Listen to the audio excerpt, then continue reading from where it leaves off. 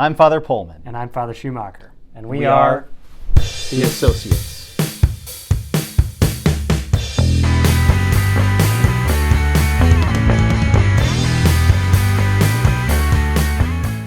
Welcome to another episode of Ask the Associates.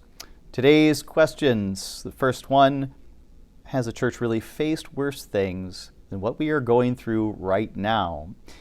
With the lack of vocations, holy priests, bishops speaking up for the truth, with the laity growing lukewarm and not coming to Mass, nor receiving the sacraments out of fear and laziness. The book of the Apocalypse concerns not the end of the world, but the end of a terrible age. What say you, Father? This is a perennial question for Christians, is kind of when is the end of the world? Are we in it?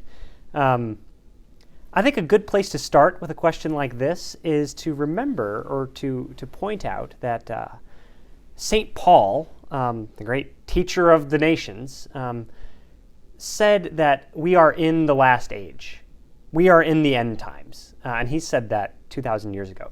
What he meant was that the event of the incarnation, the passion, the resurrection of Christ, this had ushered in the end of God's revelation, and so now we're waiting for him to just finish the job. He's going to come back, and he said he was going to come back soon. Now, of course, as St. Peter points out, 1,000 years for God is like one day, and one day is like 1,000 years. We don't know God's timeline, in other words. But we are definitively in the last age. We are in the end times. We don't know how long that's going to be. We don't know all the events that are going to happen. So this question, has the church really faced worse things than what we're going through right now? Maybe not. But the church has always had struggles and difficulties.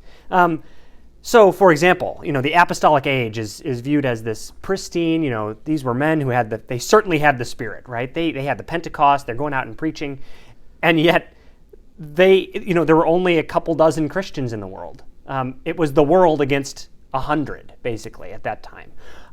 And they had the task of converting the whole world, and they went around to places, and many places rejected them. So it may have seemed to them like, well, goodness, is this project ever going to get off the ground? They were facing persecution. Stephen was stoned. James was beheaded within a couple years after the resurrection, and we're already losing numbers, as it were. Heresies creep in. By the time that John the Apostle is writing his letters, it happens quickly. This degradation and corruption happened very quickly. The church faces different problems in every age, and the ones in our own age always feel very bad because they are ours. Other ages haven't had to face them, and so we almost have to face them alone, as it were. But there are some answers to this, so maybe you got something to say, Father. Yes. So first of all, I think it's very important to ask, why does the question matter? If things are worse now than they ever have been, if it is the case, then what bearing would it have on us as Christians? So the good thing about this is, so St. Augustine puts in right perspective, because Christians have, as you have noted, Father, they have really asked this question throughout the ages whenever there's affliction or a loss of faith or spreading of heresy. And so his whole thesis with his series of books that we now call the City of God, St. Augustine's thesis is that there are two kingdoms being built up at the same time. And so actually it's fairly reasonable in conjunction with the teaching of St. Augustine that the kingdom of this world is being built up in an earthly sense in a way that is in contention with the way God wants his city built up. But that doesn't mean that the city of God is diminishing per se, but rather both kingdoms are being built up at the same time. And so we have that commission at the end of the Gospel of Matthew, where he says, "All authority has been given to me in heaven and on earth. Go therefore and baptize, making disciples of all nations." So what do we do if we are in the greatest, darkest times if they are such right now. And there are many problems in the church and in the world. We go and make disciples. Now, this leads actually to our next question, because one of the things that's not going to be spread on the news and put before our eyes in a worldly through worldly outlets is actually this proliferation of religious life. And technically, if you see the religious numbers, you're probably going to see them decreasing simply because there are still a number of religious, just due to age and health, dying faster than those who are joining religious life are coming. But what's not seen in that is the fact that there are really a massive number of generous souls that are beginning to enter religious life. And this, for another reason, this is not necessarily seen as because they're especially contemplative. And this is a most encouraging sign, because there is no renewal in the church unless there is a renewal in contemplative life first. This is just how it's always been with church history. And so we have a practical question with this. That question being, what is the difference between nuns and religious sisters and monks and religious brothers? Sure. So you speak of the term religious life. This is a technical term for us Catholics. Religious life is the state of being a lay person who is vowed to religious service. You've made a public vow. This is actually accepted by a bishop. It's made before a bishop. That you will accept kind of what are called the evangelical counsels. Jesus says, for those who can accept it, we ought to seek poverty and chastity and obedience. In other words, we're giving up the material goods of this world. We're giving up personal property. We're giving up marriage and family life. And we're giving up our kind of the self-determination of our own will. We're handing over these things to another. This is not strictly necessary to enter into heaven, which is why not every single Christian needs to be a monk or a nun. And yet, it is, in a certain sense, all of us are going to be living like the monks and the nuns when we get to heaven. So in this way, the monks and the nuns are eschatological signs. The religious life is an eschatological sign. They point to the end times. They point toward heaven. And they give us hope that that kind of life is not just possible, but it's right in front of us. They show us that it can be done. And they remind us that we're all pointed in that direction. So even if I personally, in fact, neither Father nor I, are religious. We're called secular priests. We haven't made those kind of vows. Even we are given the encouragement of the religious life that points us toward heaven.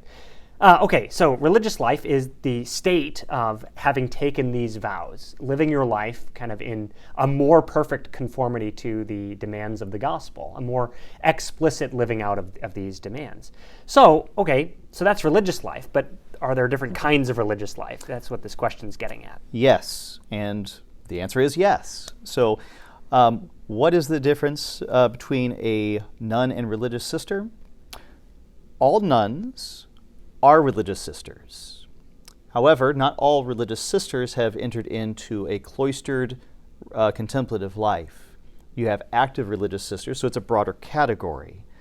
But those nuns have renounced the world. They've gone behind that grate or that grill, and if you ask them, they like to point out that the lock is on the inside. They're shutting the world out, unlike a false representation that the church has locked them in. It's voluntary, it's a call from God, and they're glad to have it. So then I think I'm going to add another category here. When it comes to religious brothers, we have religious brothers as kind of this broadest category, all of those who have entered into the religious life.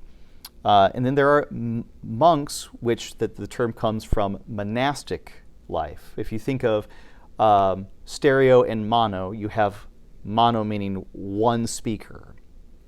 So a monastic life is one where there's a certain focus on the perfection of the self. This actually developed out of yet another particular religious life, and that was the life of the hermits. So St. Paul the Hermit is the first saint and record we have of the early church of a man who went out into the wilderness to live by himself, and it's rather a touching story. It's very much like Elijah, where I believe it was a raven that would actually bring him a loaf of bread every day. And I forget which saint actually discovered him in his death, but he was found in his posture actually kneeling. Well, this develops with others such as St. Anthony or St. Antony of the Desert. And his biography was written by another saint, St. Athanasius, in which case he went out to perfect himself, first living in a tomb or catacombs or a cave, and then eventually going out into a mountainous wilderness. And those that wanted to follow him, same with St. Benedict. He had taken on this life of perfection and solitude, and others wanted to do it, but they didn't have a call to do it by themselves. And so they submit themselves to a master who is of great holiness. And with that, you have the flourishing of monastic life.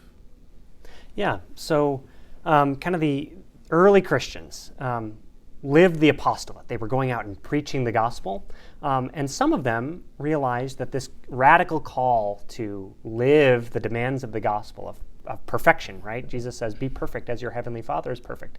And they went out into the desert. In fact, that's where the word hermit comes from. Hermit means a desert dweller. A hermit, these were people who wanted to do combat with the devil. Remember, when Jesus went out into the desert, he was tempted by the devil. For the ancients, especially for the Jews, the desert was viewed as the abode of the devil. So they were like, all right, I'm taking the fight to him, right? I'm not waiting for him to come get me. I'm going to go take the fight to him. So these were the strong men of the ancient Christian world. And they started going out. They became famous for their holiness. You know, they weren't utterly separate from the world. They still obviously needed food, and they would often produce little craft work that they would sell in order to support themselves. But they lived on their own. And so their fame, this kind of reputation for holiness, developed, and other people, as Father said, started to go and ask them, teach me how to be a holy man too. And this is where the first monasteries started to develop, little communities that, that's where Anthony lives. He lives in that cave. I want to live in a cave nearby him. So these little monasteries started to develop on the mountainsides.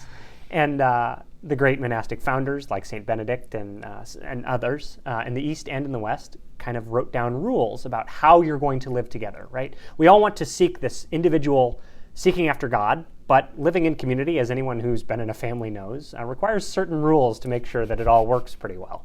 So this eventually developed into what we now recognize as the religious life. And there are many, as you pointed out, religious sisters and religious brothers who don't live a monastic life. They don't live in a cloister or in a monastery. They're brothers or sisters. They're friars, perhaps. And they're living the religious life, but it has taken on a kind of new form, new shape as the centuries have gone on. Now, what does this have to do with the first question? You kind of merged into that. Sure, certainly. So if we are living in a time where the kingdom of man or the world is being built up, we